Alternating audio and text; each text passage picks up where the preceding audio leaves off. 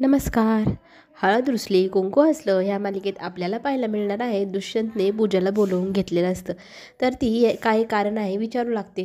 तेव्हा तो सांगू लागतो, खरं तर माझं प्रमोशन झाले, मला पार्टनर बनण्यासाठी सरांनी विचारलं आहे, आता मी पार्टनर होणार आहे त्यांचा. हे ऐकल्यानंतर तिला खरंच खूप आनंद होतो. तेव्हा दुष्यंत म्हणतो, तू माझ्या आयुष्यात आली त्याच्यामुळे हे सगळं चांगल्या चांगल्या गोष्टी घडत आहे आणि तू माझ्यासाठी लकी चार्म आहे असं म्हणत तिचं कौतुक करतो. आणि ती म्हणते, हो आहेच मी.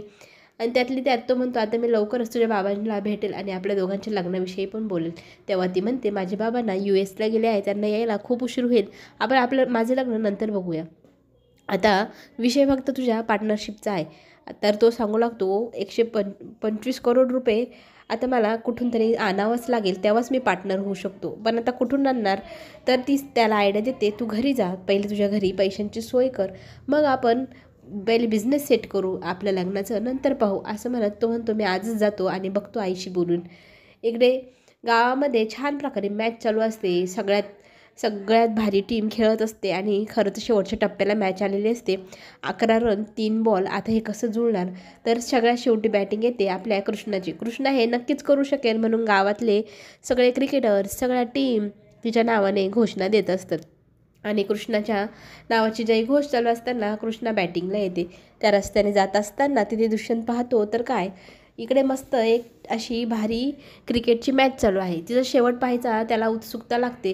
मग तोही गाडीतनं उतरतो आणि तिथे मॅच बघायला सामोरे जातो. शेवटचा बॉल सगळ्यांना अपेक्षा लागल्या आहे त्या म्हणजे कृष्णाकडनं. कृष्णा काहीतरी करेल आणि जिंकेल. मग कृष्णा छक्का मारण्यासाठी बॅट करते.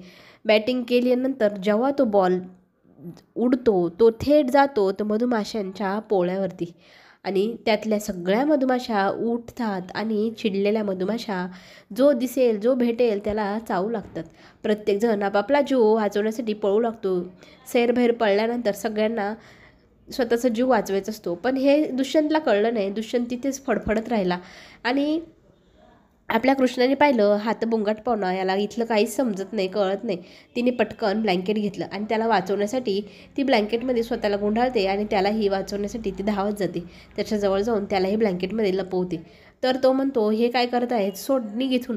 तेव्हा ती त्याला म्हणते, मधुमाशांपासून वाचण्यासाठी गावातले लोक असंच करतात आणि खाली बसा तुम्ही, नाहीतर तुम्हाला आणखी जास्त मधुमाशा चावतील असं म्हणत ती त्याला वाचवण्यासाठी ब्लँकेटमध्ये त्याला घट्ट खाली बसवून ठेवते आणि त्याचा जीव वाचवते. पण त्याला त्या गोष्टीचं काहीच उपकार नाही. वरतून तो म्हणतो, तुझ्यामुळे मला इतक्या मधुमाशा चावल्या, तू एकदम बिंडोक मुलगी आहे. त्यात तिचे मित्र तिला वाचवण्यासाठी आग काठीला लावतात, धूर करतात आणि त्या धुरातने त्या माशांना पळवण्याचा प्रयत्न ते करू लागतात. माशा पळाल्यानंतरच आपण इथून सुटू शकतो. नंतर तो कसाबसा घरी जाऊन पोचतो. घरी गेल्यानंतर आपल्या मुलाला एवढं काय चावलं आहे, बिचारा आपला मुलगा, म्हणून ती त्याच्याकडे पाहू लागते. तर तो सांगू लागतो, ती बिंडोक मुलगी, तिने छक्का मारला बॉलने आणि ते मधुमाशांचं पोळं उठलं. त्याला इतक्या मधुमाशा चावल्या, त्याचा जीव एकदम नको नको झाला, त्याला कणकण आली, त्याला बरं वाटेन असं झालं. त्याची आई त्याला हळद लावून देत असते आणि त्या मुलीला मी सोडणार नाही जिने हे सगळं केलं आहे असं तिने आता पण घेतला आहे. घरी आल्यानंतर कृष्णाच्या बहिणीला जेव्हा ती सांगते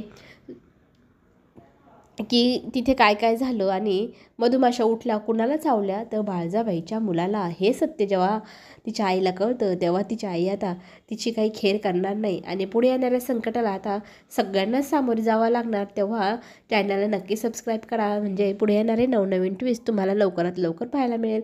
आपण पुन्हा भेटू. धन्यवाद.